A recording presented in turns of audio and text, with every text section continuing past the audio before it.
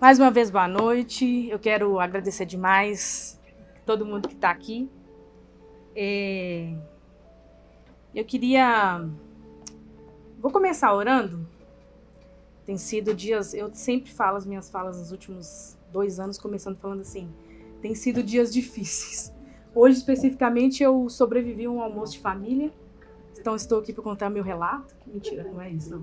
Mas eu sobrevivi a um almoço de família, então eu quero orar para a gente começar. E aí, é isso.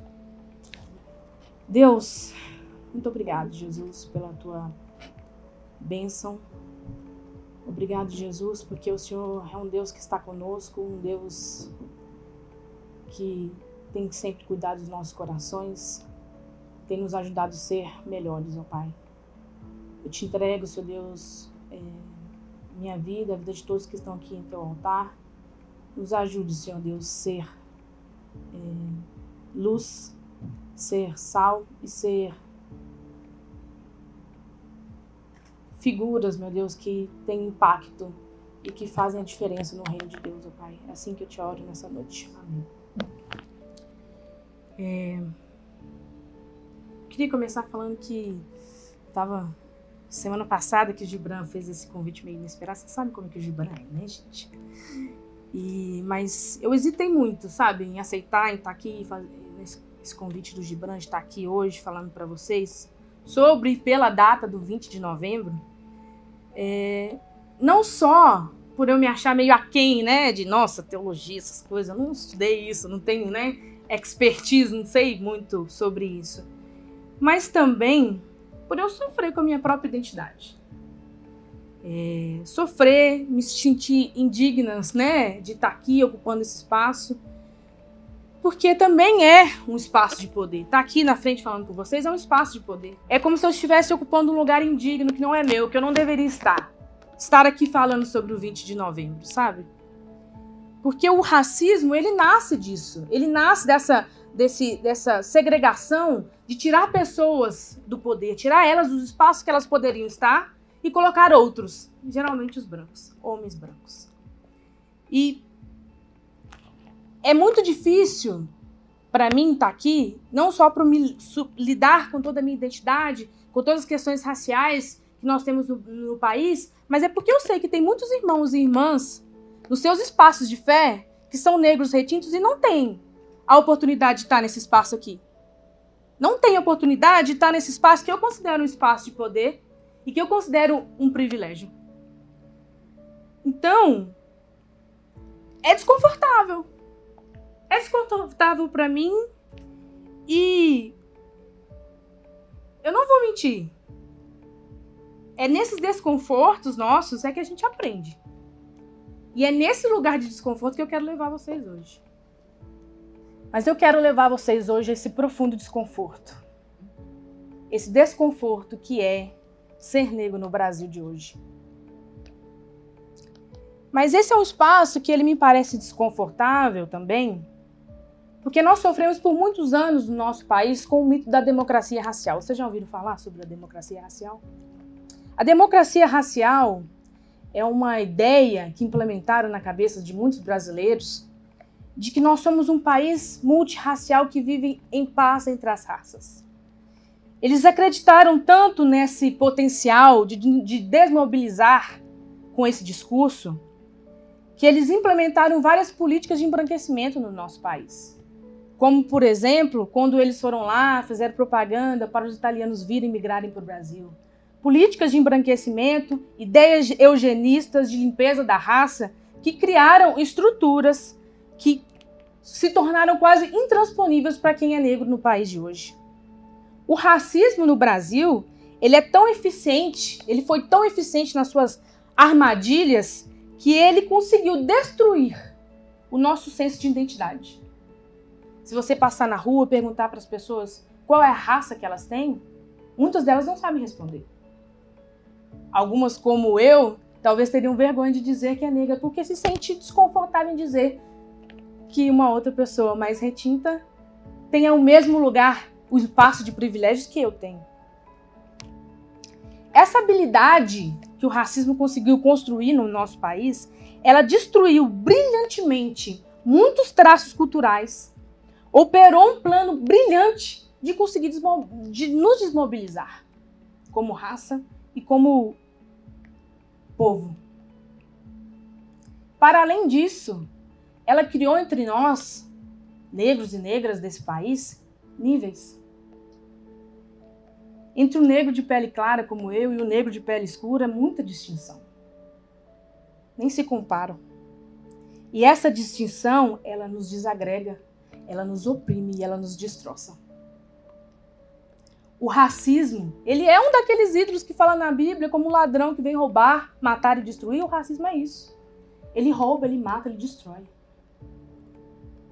Então, pensando nisso e acreditando que nós somos todos feitos à imagem e semelhança de Deus, é que a gente precisa pensar como que o nosso discurso de amor ao próximo, de comunhão, que a gente tem nas nossas igrejas, nas nossas instituições religiosas, como eles são direcionados para aquela irmã preta e pobre que está sofrendo lá. A gente está conseguindo fazer isso? A partir da perspectiva de que pecado é tudo aquilo que separa a gente de Deus, é tudo aquilo que desumaniza, o racismo é pecado, meus irmãos.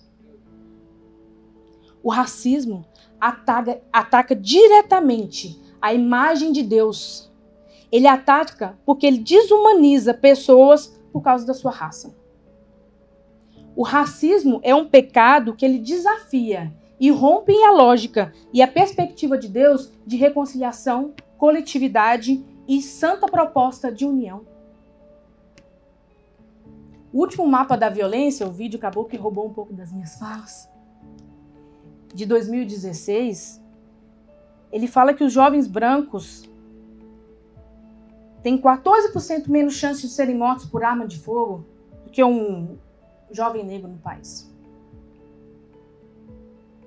Eu errei. Na verdade, o jovem negro tem 78% de chance de ser mais morto pela polícia. Enquanto a quantidade de pessoas que morreram entre jovens brancos e negros, os brancos caíram 14% e os negros 18% de aumento. 2 em cada 3 presos no Brasil, cerca de 66% com os dados de 2019 são negros.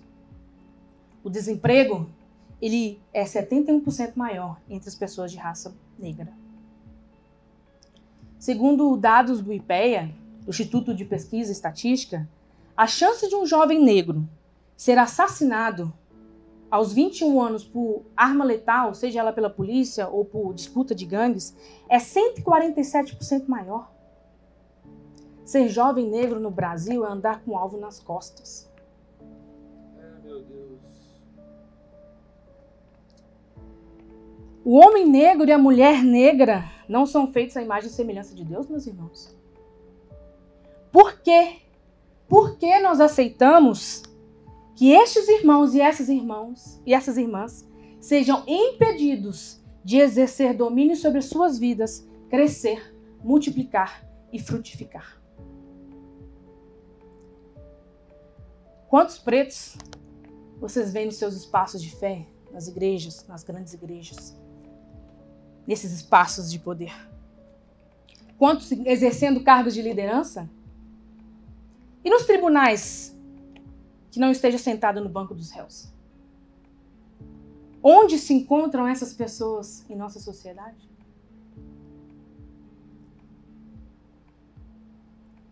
Eu me questiono às vezes, porque no mundo da internet, a gente vê muito alvoroço às vezes, quando tem um caso, George Floyd, Breonna Taylor. É como se só existisse racismo nos Estados Unidos. Existe racismo todos os dias aqui no Brasil.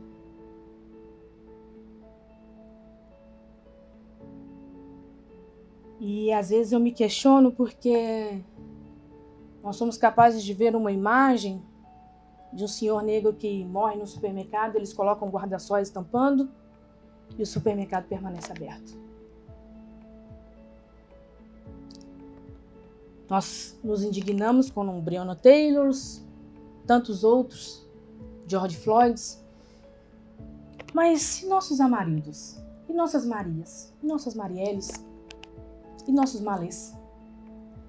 São corpos tombados com os dedos da nossa indiferença. Tudo que menoriza a vida não dialoga com a lógica do reino. Nós somos um dos países mais cristãos do mundo. Meu Deus. E nós nos recusamos a ver que o irmão e a irmã negra como sendo feitos à imagem e semelhança de Deus. Meu Deus. E Martin Luther King, para quem não conhece, um grande ativista dos direitos civis nos Estados Unidos, um pastor batista, ele parafraseia Provérbios quando ele diz que uma igreja que perdeu sua voz pela justiça é uma igreja que perdeu sua relevância no mundo. Eita. Provérbios 31 fala: erga a voz a favor daqueles que não podem se defender. Seja defensor de todos os desamparados. Erga sua voz, julgue com justiça. Defenda os direitos dos pobres, dos necessitados. Quem são os necessitados do nosso tempo, meus irmãos?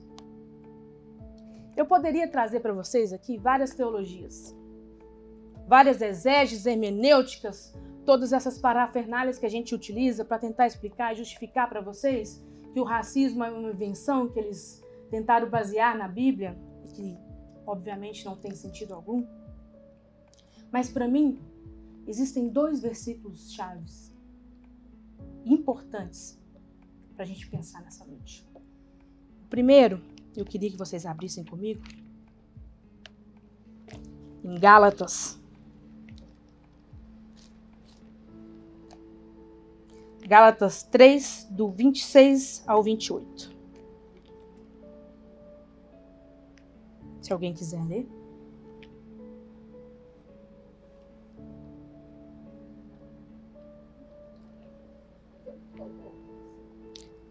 Oi? Gálatas 3, do 26 ao 28.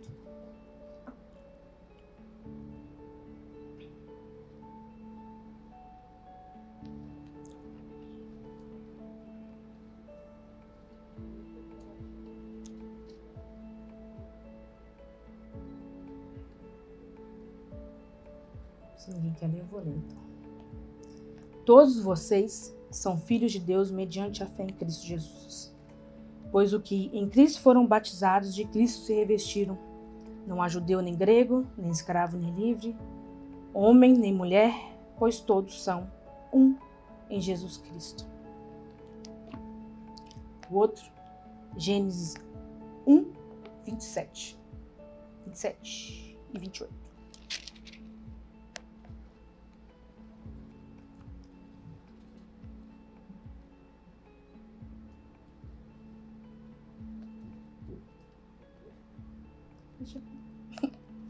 Deus, o homem e a sua imagem, a imagem de Deus criou, homem e mulher os criou.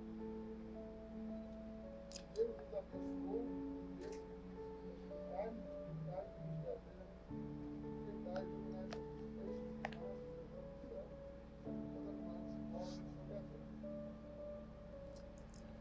A redenção de Deus, ela perpassa todas as opressões. Ela é uma reconciliação de tudo com todos. É verdade. Ela é o evangelho de tudo para todos, o homem todo. Muitas das vezes, quando nós lemos a Bíblia, a demasiada espiritualização dos textos nos fazem tirar ele da terra, tirar as dimensões humanas, os aspectos políticos, sociais, culturais que perpassam todo esse livro aqui, compõem os personagens que estão aqui. Nós esquecemos da letra pura, que é que todos fomos feitos à imagem e semelhança de Deus. Não há reino de Deus sem pessoas negras, sem pretos. E imaginar que durante muito tempo essas pessoas foram expulsas, negadas e consideradas inferiores. Mas a palavra de Deus fala em Mateus 5,10 que bem-aventurados que sofrem perseguição por causa da sua justiça, porque deles é o reino dos céus. Por muitos anos, eles usaram essa Bíblia aqui, ó, que eu e você temos. para falar que pessoas negras eram inferiores. Que os negros escravizados não poderiam fugir e deveriam não resistir. Mas hoje, meus queridos irmãos e irmãs, eu quero trazer palavras mesmo difíceis para vocês, mas convidar vocês a sondarem os seus corações. O que vocês têm feito como um ser temente a Deus, compreendendo como o racismo é uma chaga, um pecado que nos afasta da lógica do reino de Deus e nos separa de uma reconciliação perfeita e agradável ao Senhor, para proteger o seu irmão e a sua irmã que é perseguido por essa justiça? O que vocês têm feito? O que nós temos feito?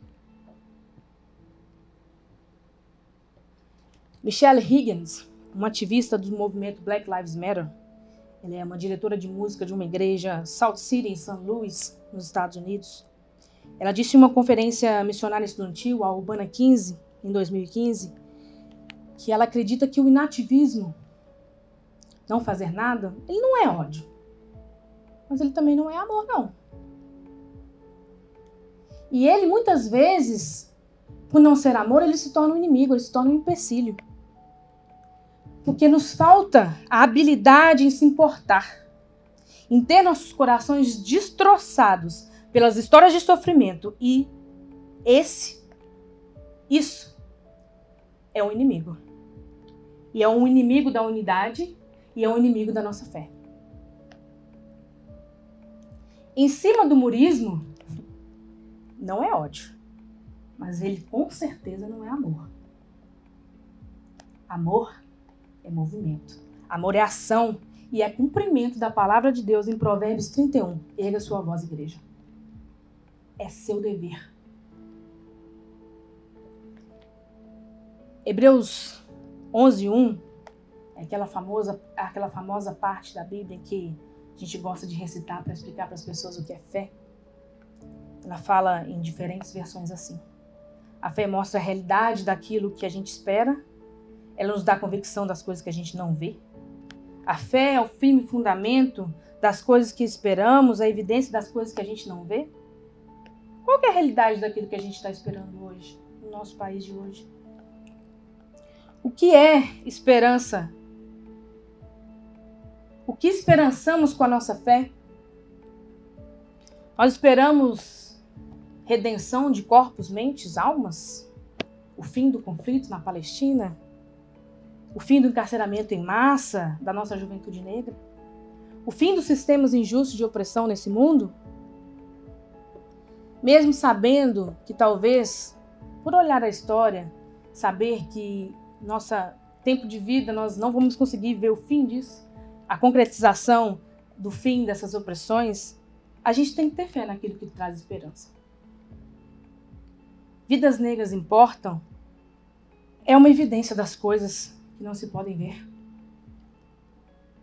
Você e eu somos evidência das coisas que não se podem ver. Então acredite que o arrependimento vai trazer você a uma submissão que é da beleza de Deus e da reconciliação de Deus. Acredite que a sua fé, sementinha de mostarda, ela vai crescer e virar um lindo banquete. Porque você, nós podemos ser a evidência de Deus. A minha fé, a sua fé, é a evidência de Deus. Vai vencer e haverá reconciliação. Continue a permitir que a gratidão seja o travesseiro sobre o qual você se ajoelha para a sua oração à noite. E deixe que a fé seja a ponte que constrói para superar o mal e acolher o bem. Maya Angelou.